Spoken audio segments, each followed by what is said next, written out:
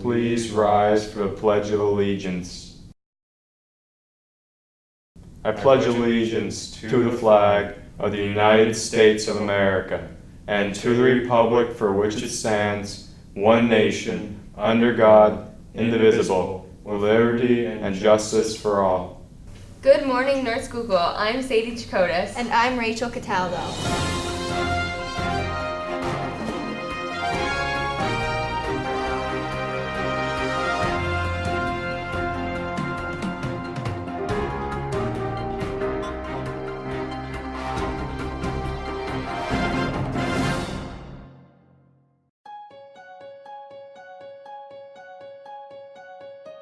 What does bullying look like?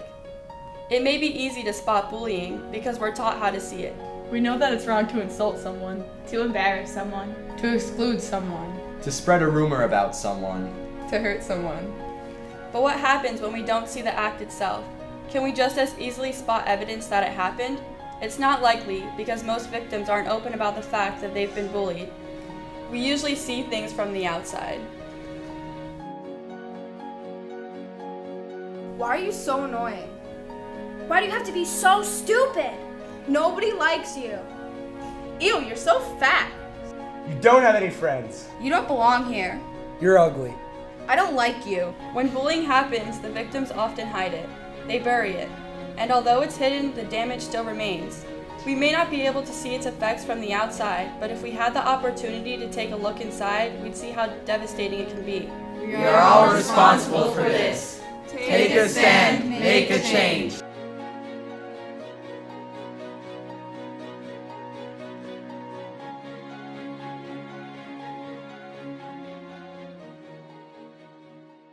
In this special segment, we return to a pressing issue that every school in the country continues to face.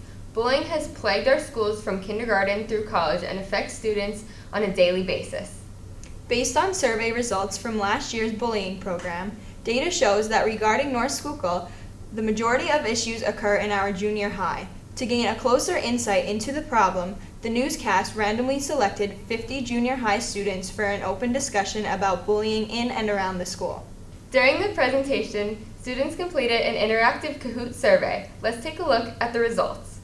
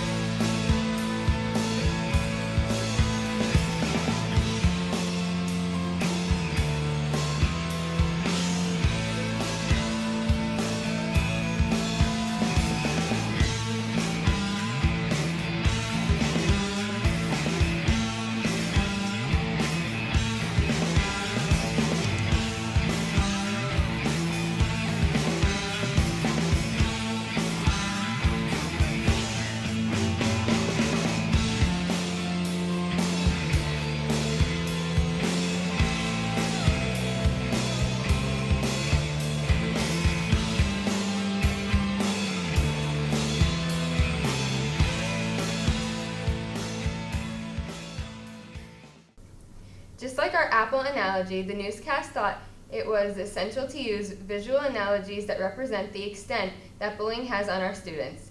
In the first activity, students were directed to write insulting remarks on sheets of paper and were then asked to crumble the papers up and then reopen them. The papers, even when flattened out, still show the marks of the hurtful words, showing that lingering effects that bullying has on their victims. And on the papers that you guys have, you're gonna write hurtful words that you'd say to someone to bully them without using curses or anything. And then once you're done writing a bunch of things on there, crumble them up, and then we'll tell you what to do. Write a bunch of stuff down, a lot of stuff. Not 3 words, big, write small, write tiny. On the paper you're gonna write mean, hurtful words on it, bullying words. Something that was said to you or something that people would say.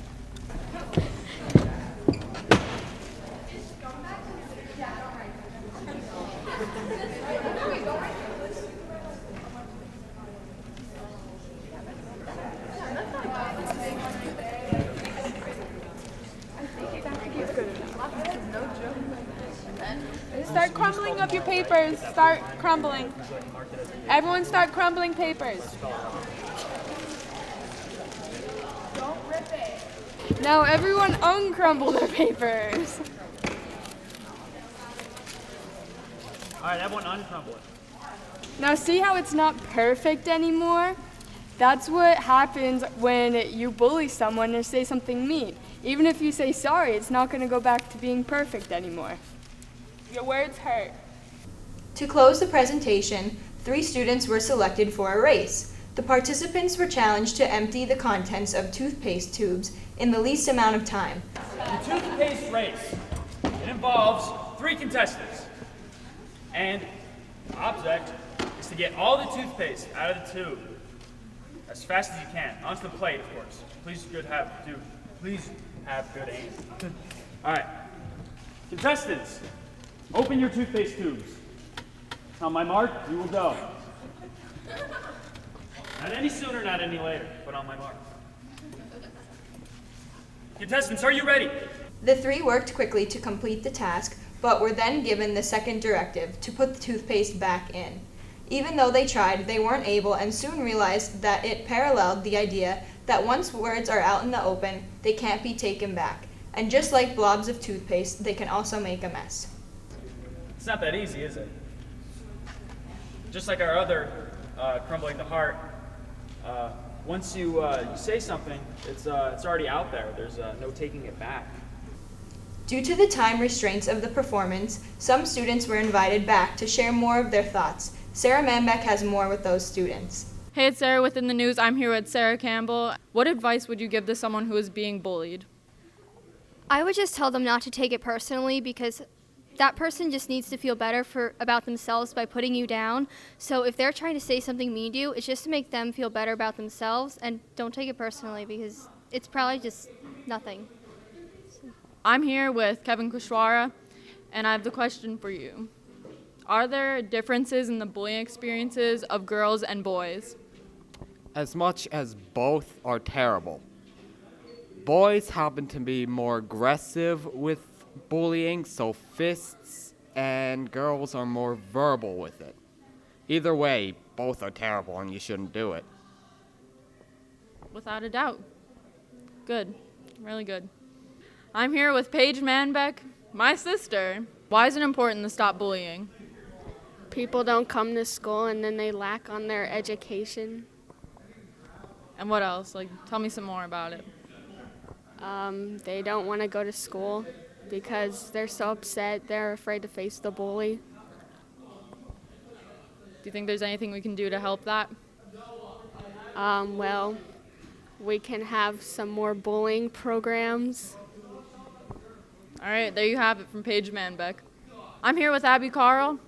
So Abby, why do people bully? Because they're going through tough times and they just want to take their anger out on everybody else. And what else?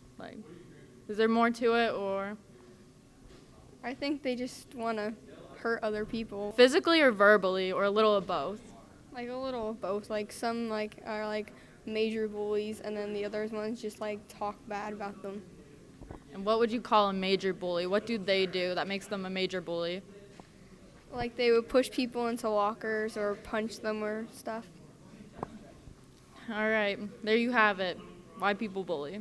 Please remember that every one of our words and actions have an impact on people around us, so choose them carefully. At this time, we'd like you to view the following video and have a brief class discussion.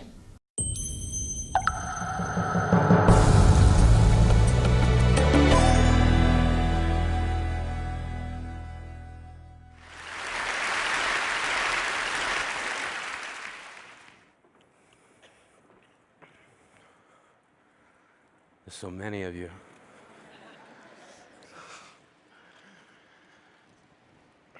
When I was a kid, I hid my heart under the bed because my mother said, if you're not careful, someday someone's going to break it. Take it from me, under the bed is not a good hiding spot. I know because I've been shot down so many times, I get altitude sickness just from standing up for myself. But that's what we were told. Stand up for yourself. And that's hard to do if you don't know who you are. We were expected to define ourselves at such an early age. And if we didn't do it, others did it for us. Geek, fatty, slut, fag. And at the same time we were being told what we were being asked, what do you want to be when you grow up? I always thought that was an unfair question. It presupposes that we can't be what we already are. We were kids. When I was a kid, I wanted to be a man. I wanted a registered retirement savings plan that would keep me in candy long enough to make old age sweet. When I was a kid, I wanted to shave. Now, not so much. When I was 8, I wanted to be a marine biologist. When I was 9, I saw the movie Jaws and thought to myself, no thank you. When I was 10, I was told that my parents left because they didn't want me. When I was 11, I wanted to be left alone. When I was 12, I wanted to die. When I was 13, I wanted to kill a kid. When I was 14, I was asked to seriously consider a career path. I said, I'd like to be a writer. And they said, choose something realistic. So I said, professional wrestler. And they said, don't be stupid. See, they asked me what I wanted to be, then told me what not to be. And I wasn't the only one. We were being told that we somehow must become what we are not, sacrificing what we are to inherit the masquerade of what we will be. I was being told to accept the identity that others will give me. And I wondered what made my dreams so easy to dismiss. Granted, my dreams are shy because they're Canadian. My dreams are self-conscious and overly apologetic. They're standing alone at the high school dance, and they've never been kissed. See, my dreams got called names too. Silly, foolish, impossible. But I kept dreaming. I was going to be a wrestler. I had it all figured out. I was going to be the garbage man. My finishing move was going to be the trash compactor. My saying was going to be, I'm taking out the trash.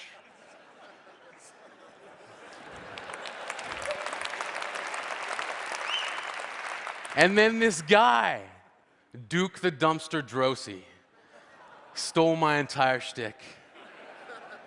I was crushed, as if by a trash compactor. I thought to myself, what now? Where do I turn? Poetry. Like a boomerang, the thing I loved came back to me. One of the first lines of poetry I can remember writing was in response to a world that demanded I hate myself. From age 15 to 18, I hated myself for becoming the thing that I loathed, a bully. When I was 19, I wrote, I will love myself despite the ease with which I lean toward the opposite. Standing up for yourself doesn't have to mean embracing violence. When I was a kid, I traded in homework assignments for friendship, then gave each friend a late slip for never showing up on time, and in most cases, not at all. I gave myself a hall pass to get through each broken promise. And I remember this plan born out of frustration from a kid who kept calling me Yogi, then pointed to my tummy and said, too many picnic baskets. Turns out it's not that hard to trick someone. And one day before class, I said, yeah, you can copy my homework. and I gave him all the wrong answers that I'd written down the night before. He got his paper back expecting a near-perfect score and couldn't believe it when he looked across the room at me and held up a 0. This is who I am. This is how I stand up for myself. When I was a kid, I used to think that pork chops and karate chops were the same thing. I thought they were both pork chops. And because my grandmother thought it was cute and because they were my favorite, she let me keep doing it. Not really a big deal. One day, before I realized fat kids are not designed to climb trees, I fell out of a tree and bruised the right side of my body. I didn't want to tell my grandmother about it because I was scared I'd get in trouble for playing somewhere I shouldn't have been. A few days later, the gym teacher noticed the bruise and I got sent to the principal's office. From there, I was sent to another small room with a really nice lady who asked me all kinds of questions about my life at home. I saw no reason to lie. As far as I was concerned, life was pretty good. I told her whenever I'm sad, my grandmother gives me karate chops.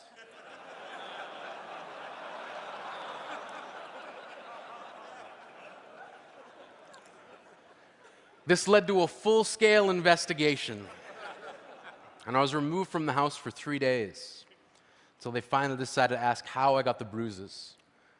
News of this silly little story quickly spread through the school, and I earned my first nickname, Pork Chop.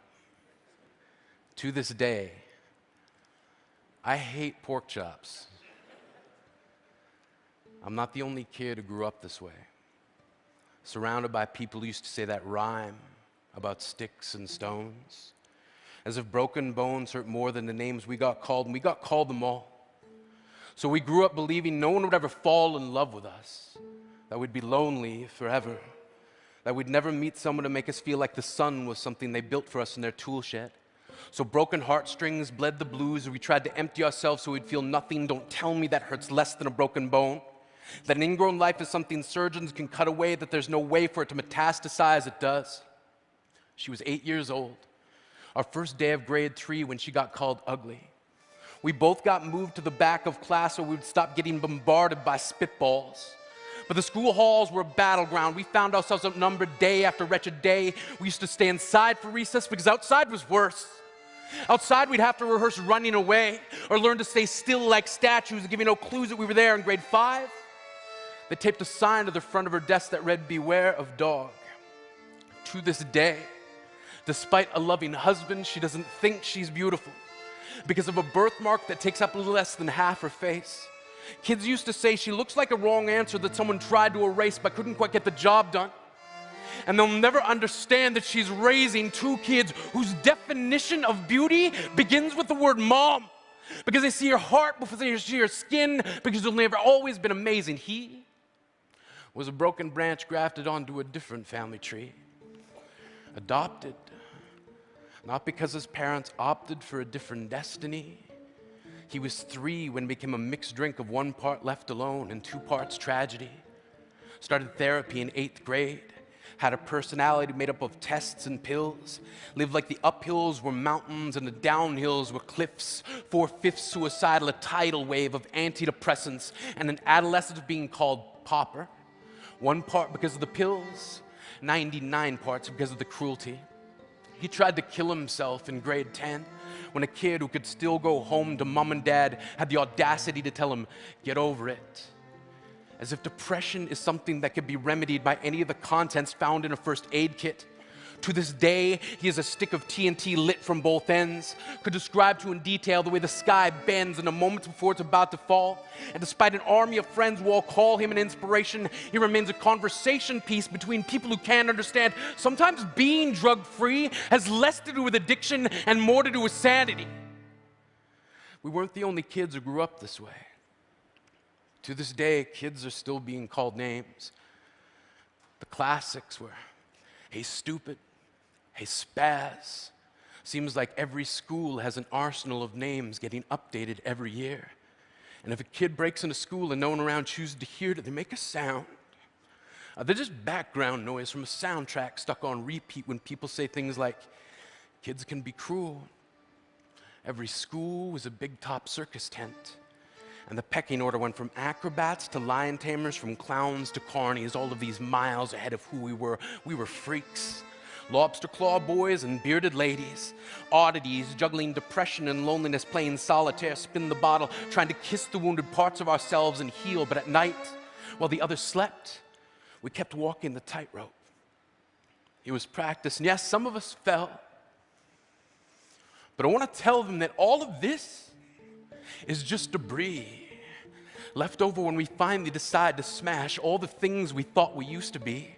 And if you can't see anything beautiful about yourself, get a better mirror, look a little closer, stare a little longer, because there's something inside you that made you keep trying despite everyone who told you to quit. You built a cast around your broken heart and signed it yourself. You signed it, they were wrong, because maybe you didn't belong to a group or a clique. Maybe they decided to pick you last for basketball or everything. Maybe you used to bring bruises and broken teeth to show and tell but never told. Because how can you hold your ground if everyone around you wants to bury you beneath it? You have to believe that they were wrong. They have to be wrong. Why else would we still be here? We grew up learning to cheer on the underdog because we see ourselves in them. We stem from a root planted in the belief that we are not what we were called. We are not abandoned cars stalled out and sitting empty on some highway. And if in some way we are, don't worry, we only got out to walk and get gas. We are graduating members from the class of We Made It, not the faded echoes of voices crying out names will never hurt me. Of course, they did. But our lives will only ever always continue to be a balancing act that has less to do with pain and more to do with beauty.